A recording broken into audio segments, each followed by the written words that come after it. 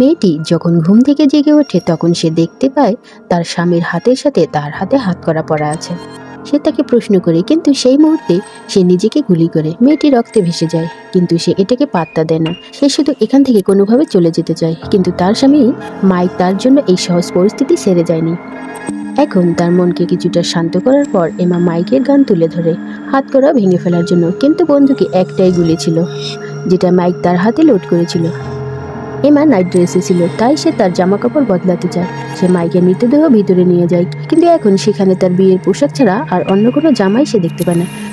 সেখানে সে কিছুই রেখে যায়নি। সে জামাটা তুলতেই তার পেছনে একটি লকার দেখতে পায়। মাইকের শরীর টেনে নেওয়ার জন্য এই পোশাকটি নিয়ে আসে। সে নিজেই মাইকের শার্ট খুলে ফেলে এবং এটি পরে নেয়। সে সিঁড়ি থেকে নামার চেষ্টা করেছে, কিন্তু মাইকের শরীরে উল্টে পাল্টে সে সোজা নিচে গিয়ে পড়েন। বাইরে হিমশীতল ঠান্ডা হাওয়া বইছে। নিজেকে পোশাক ছাড়া এই ঠান্ডায় বাইরে যাওয়া ঝুঁকিপূর্ণ। এমা দরজা বন্ধ করে দেয়। সে সাহায্য চায়, কিন্তু মাইক তার ফোনটিও পানিতে ডুবিয়ে রেখেছে। সে ফোনটি ফুলের পাত্র থেকে বের করে নেয়। ফোনটি চালু হয়, কিন্তু এর ডিসপ্লে নষ্ট হয়ে গিয়েছিল। এখন এমা কিচেনে যায়। সেখানে একটি ছুরি খুঁজছেন, কিন্তু সেখানে উপস্থিত সব কিছুই সেখান থেকে হারিয়ে গেছে। বাট মাইকের সর্বাত্মক প্রচেষ্টা সত্ত্বেও সম্ভবত তিনি ভুল করেছিলেন। তিনি গাড়ির চাবিটি লুকিয়ে রাখতে ভুলে গেছেন, কিন্তু এটি গ্যারেজে আছে। এমাকে খালি পায়ে সেখানে পৌঁছতে হবে। এখন এমা তার পায়ের সাথে কাপড়ে মোড়ানো মাটিতে পড়ে থাকা তুষারের উপর দিয়ে মাইকের দেহ টেনে নিয়ে যায়। সে গ্যারেজে পৌঁছায়। সে কোনোভাবে মাইককে তুলে নিয়ে তাকে গাড়িতে তুলে দেয়, কিন্তু সম্ভবত সে মাইককে একটু হালকাভাবে নিয়েছিল। যদিও গাড়িটি চালু ছিল, তবে এটি আর যেতে পারেনি। ইতিমধ্যেই গাড়ি থেকে সম্পূর্ণভাবে পেট্রোল নিঃশেষ করে ফেলেছে, যাতে এমা পালানোর কোনো সুযোগই পায় না। এখন হঠাৎ সে গাড়িতে মাইকের আগে থেকে রেকর্ড করা কণ্ঠ শুনতে পায়। আসলে আজ তাদের বিয়ের প্রথম বছর ছিল, কিন্তু এই বছর মাইক যে ছিল তিনি একজন বড় আইনজীবী ছিলেন। তার ক্যারিয়ার ক্রমাগত নতুনদের উচ্চতায় উঠেছিল এবং তিনি এমার প্রতি অবিচার শুরু করেছিলেন, কিন্তু এমাও পিছিয়ে ছিলেন না। যে মাইকের সাথে কাজ করেছিল সে জ্যাকের সাথেও সম্পর্ক ছিল। মাইকের রেকর্ডিং থেকে এমা জানতে পেরেছিল যে মাইক তার সম্পর্কে প্রথম থেকেই জানে এবং সে আজ এমার কাছ থেকে প্রতিশোধ নিতে চায়। এখন এমা তার স্বামীর লাশ টেনে নিয়ে যায় বাসার ভিতরে। সে তার মুখ পরিষ্কার করে স্টোর রুমে যায়, কিন্তু মাইক ইতিমধ্যেই সেখান থেকে সেখানে উপস্থিত সমস্ত সরঞ্জাম সরিয়ে ফেলেছে। এখন হঠাৎ দরজার কাছে দ্রুত কারো আসার শব্দ হচ্ছে।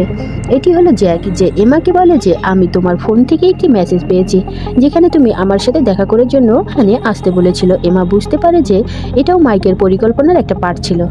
জ্যাক মাইককে মেরে ফেলা দেখে সাথে সাথে বুঝতে পারে কেন সে আত্মহত্যা করেছে। জ্যাক এমাকে বলে যে মাইকের ডক্টর কোম্পানির কর্তৃপক্ষ তদন্ত করেছে এবং সে নিশ্চিত ছিল যে তাকে জেলে যেতেই হবে। তাই সে নিশ্চয়ই এমা ও জ্যাককে নিজের সাথে ডুবিয়ে দেওয়ার কৌশল করেছে। এই সময় দুজন লোক বাড়ির দিকে আসে। জ্যাক বুঝতে পারে যে কিছু একটা অপ্রীতিকর ঘটনা ঘটতে চলছে। সে গেটে গিয়ে তাদের চলে যেতে বলে, কিন্তু সে জ্যাকের জীবন কেড়ে নেয়। এমা মাইকেল লাশ তার সাথে টেনে নিয়ে যায়, নিজেকে এক কোণে লুকিয়ে রাখে। দুজন লোক এখনো বাড়ির ভিতরে। তাদের মধ্যে একজন জ্যাককে হত্যার প্রতিবাদ করছিল। তার কথায় প্রকাশ করে যে এটি সেই খুনি যাকে মাইক এমা এবং জ্যাককে হত্যা করার জন্য বেছে নিয়েছিল। যখন তারা বেডরুমে প্রবেশ করে এবং এমা দ্রুত লাশটিকে টেনে নিয়ে স্টোর রুমে চলে যায়, কিন্তু টেনে নিয়ে যাওয়ার সময় মৃতদেহে রক্তের দাগের প্রতি টমের দৃষ্টি আকর্ষণ করে। এমা নিজেকে লুকিয়ে রাখে এবং একটি বোর্ডের দিকে তাকায়। সে এটা দিয়ে মাইকের হাত কাটার চেষ্টা করে। টম সেখানে পৌঁছে যায়। এমা নিজেকে কাপড়ের নিচে লুকিয়ে রাখে। টম মাইকের রক্তাক্ত দেহ দেখে আতঙ্কিত হয়ে পালিয়ে যায়। এখন যখন তিনি সেখানে আবার ফিরে আসেন তখনই এমা গাড়ির নিচে লুকিয়ে থাকে। এই জায়গায় এখন দুটি লাশ রয়েছে, তবুও উইলিয়াম এখান থেকে পালানোর জন্য প্রস্তুত নয়, কারণ তার চোখ এই বাড়ির ভিতরে লকারের দিকে রয়েছে। সে জানে যে শুধুমাত্র মাইক এবং এমা এই সেফটি খুলতে পারে। যেহেতু এখন মাইক তো মারা গেছে, তাই এমা এখন শেষ রাস্তার লকার খোলার। এখন উইলিয়ামের চোখ তার পায়ের ছাপের দিকে পড়ে। সে বলে বেশি দূরে যাবে না, আশেপাশেই কোথাও আছে। এমা শুয়ে শুয়ে সব শুনছিল। সে ভয় পেয়েছিল এবং ঠান্ডাও লাগছিল। সে মনে করে যে সে কোনোভাবে এই ঝামেলা থেকে বেরিয়ে আসতে সক্ষম হবে। সে রক্তে ভিজে গিয়েছিল। ঠান্ডা থেকে নিজেকে বাঁচাতে সে তার খালি পায়ে ওয়েডিং গাউনটি ছিঁড়ে তার পায়ে মুড়িয়ে দেয়।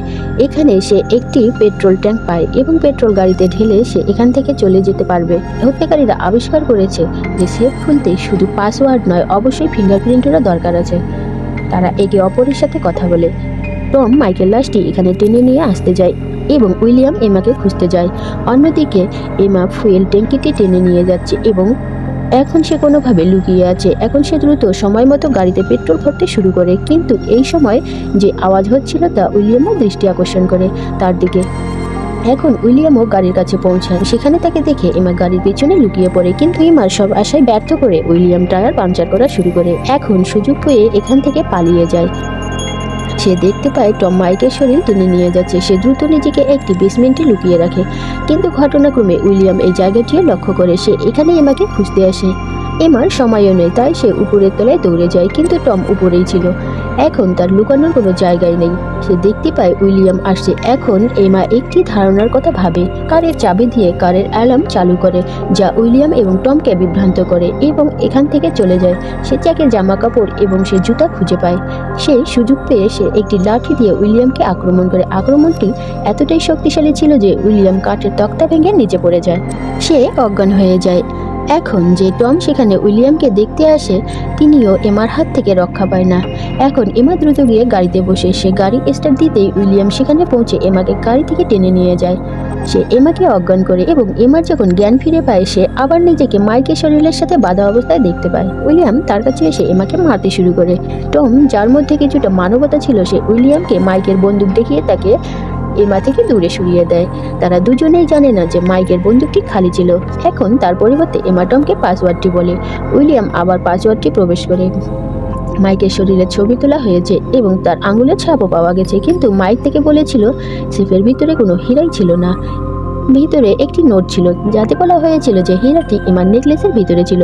আসলে মাইক এমাকে একটি বিশেষ নেকলেস পরিয়েছিল, যা একবার পরার পর সেটি আর খোলা যায় না। উইলিয়াম অবিলম্বে বুঝতে পারে যে মাইক এই উদ্দেশ্যের জন্যই রেখেছিল, কিন্তু টম যে এমাকে হত্যার বিরুদ্ধে ছিল, সে এমার নেকলেস কাটার চেষ্টা শুরু করে, কিন্তু উইলিয়ামের বন্দুকের কারণে সে মার্গারকে ফেলে দেয় এবং এখন সে উইলিয়ামকে গুলি করে, কিন্তু গুলি তো শেষ হয়ে গেছে। উইলিয়াম এবং এমা একে অপরের সাথে লড়াই করে। তারপর টম পেছন থেকে আসে এবং উইলিয়ামকে নিচে চাপানোর চেষ্টা করে, কিন্তু দুর্ভাগ্যবশত সে একটি দেয়ালে ধাক্কা খায়।